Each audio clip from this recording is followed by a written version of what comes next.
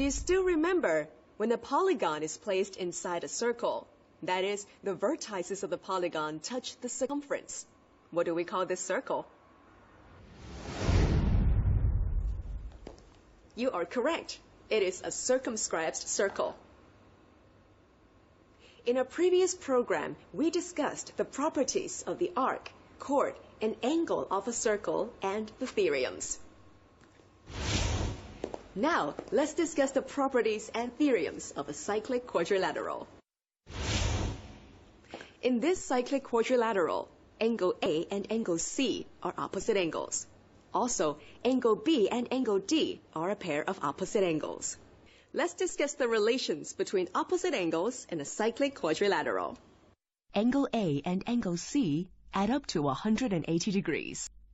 Angle B and angle D also add up to 180 degrees.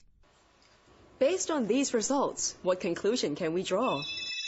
According to the two theorems, that the angle at center is twice the angle at circumference and angles at a point.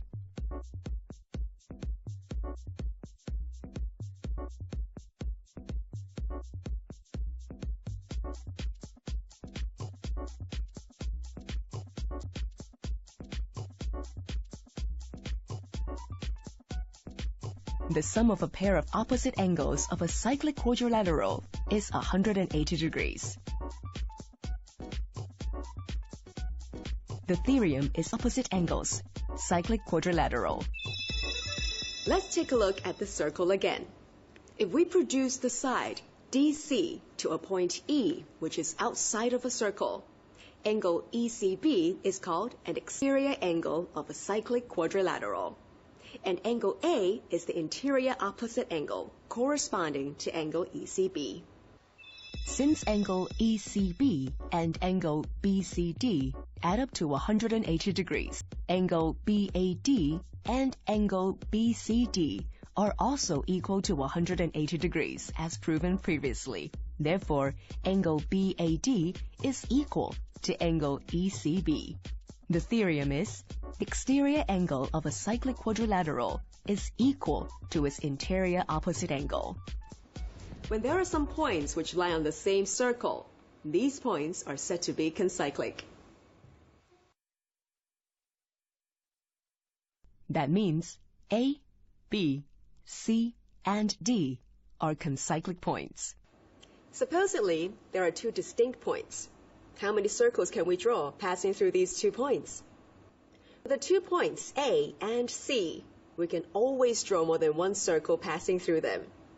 How do we draw them? We join these 2 points by a straight line, and then draw a perpendicular bisector. Choose any point lying on the perpendicular bisector as the center, as OA and OC will be the radius. Then more than one circle can be drawn through the points A and C. So we are certain that any 2 distinct points are concyclic. If 3 distinct points are on a circle, are these 3 non-collinear points always concyclic? For the 3 points A, B, and C, if a circle can be drawn passing through these 3 points, then these 3 points are concyclic. Can that be drawn? These 3 points are joined and a triangle is formed. We construct the perpendicular bisector of 3 sides of the triangle.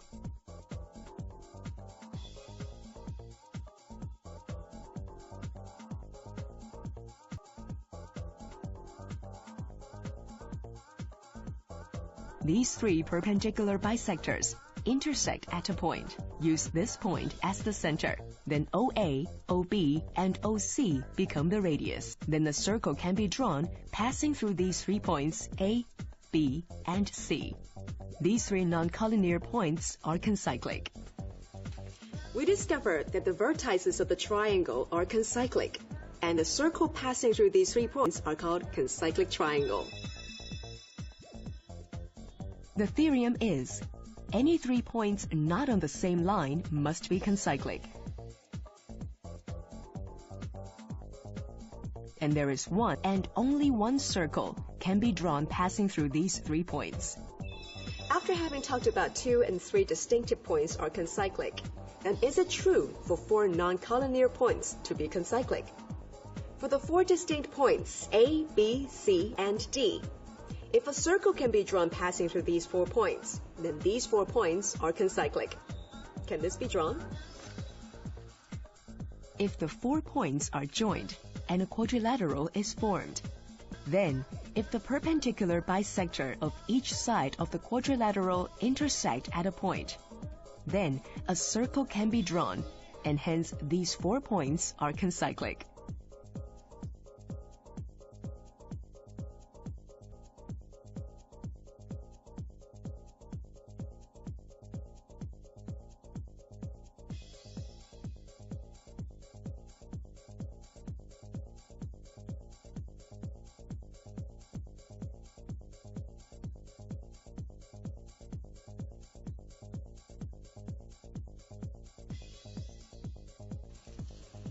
In fact, not all quadrilaterals are cyclic quadrilaterals.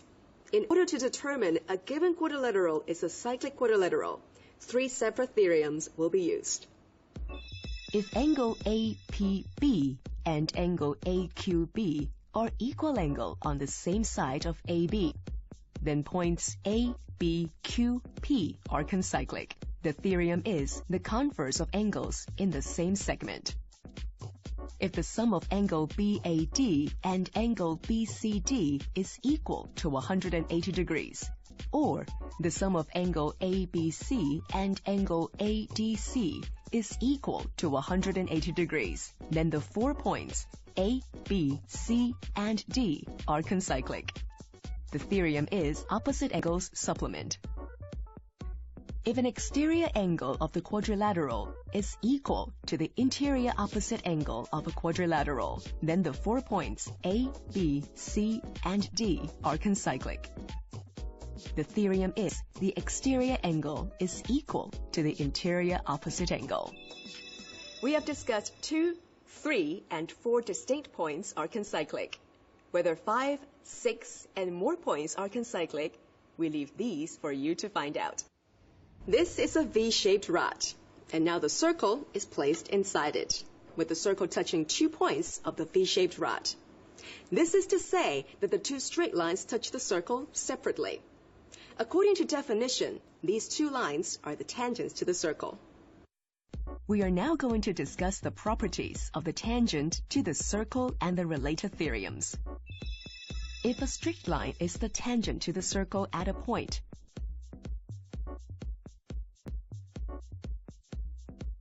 then the tangent is perpendicular to the radius.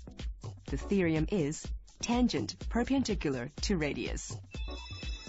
If we look at this the other way around, if a straight line is perpendicular to the radius of a circle, then this straight line is the tangent to the circle.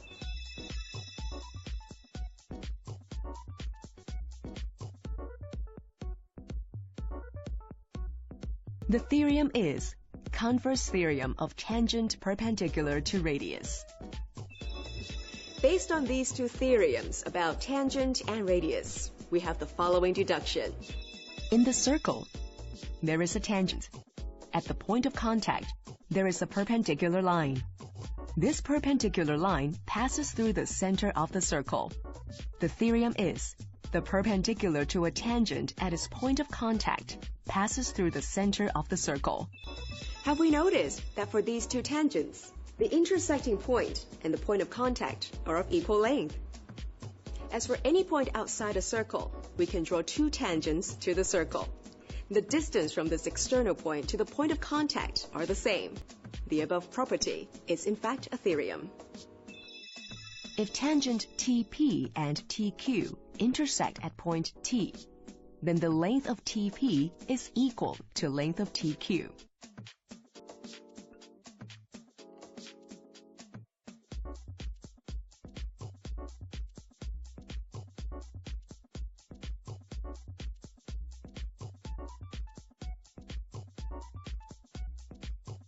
Angle PT is equal to angle QOT.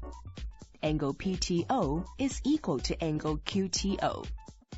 The theorem is tangent properties. After discussing the properties of circle and tangent, let's take a look at this circle. There is a tangent PQ to the circle. From point of contact T, a straight line TA is drawn to the circumference. Chord AT and the tangent form an angle ATQ and angle ATP. These two angles are called tangent chord angles. Chord AT divides the circle into two segments. Segment ABT lies on opposite side of angle ATQ. It is the alternate segment corresponding to angle ATQ. Any angle at the circumference in segment ABT is called an angle in the alternate segment. Similarly, segment ACT lies on the opposite side of angle ATP. It is also called the alternate segment corresponding to angle ATP. Any angle at the circumference in segment ACT is also called an angle in the alternate segment corresponding to angle ATP. Just to remind everyone, should there be a circle but no tangent, there would not be any alternate segment or angle in the alternate segment. We have learned about tangent chord angle and the corresponding angle in the alternate segment. Now we are going to discuss the relationship between them. In a circle, ABT is a segment, PTQ is tangent to the circle. Angle ATQ is the tangent chord angle. The tangent chord angle and the corresponding angle in the alternate segment are the same.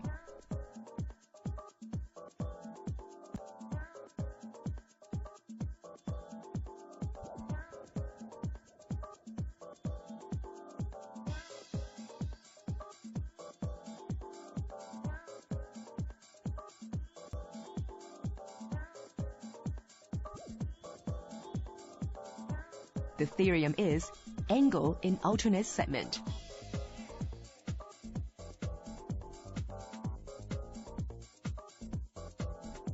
In circle, ACT is a segment. PTQ is tangent to the circle. Angle ATP is the tangent chord angle. The tangent chord angle and the corresponding angle in the alternate segment are the same.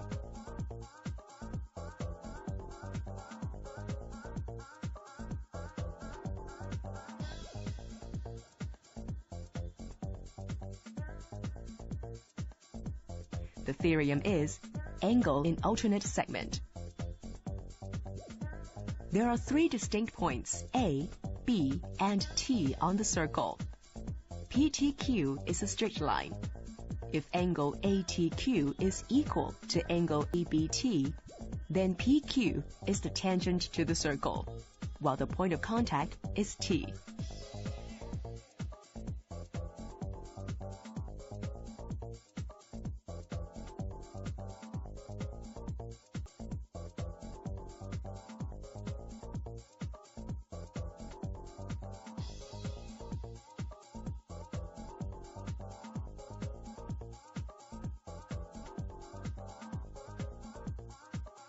The theorem is converse of angle in alternate segment. Now that we have discussed the properties and theorems of circumscribed circles, concyclic points, cyclic quadrilaterals, and tangent. In addition, we have previously learned about the properties and theorems of circles. We can use these properties and theorems of circles to evaluate and prove certain geometric problems regarding circles. Finally, I wish to share with you that so long as we can construct our knowledge, have a thorough understanding and application, learning geometry can be fun.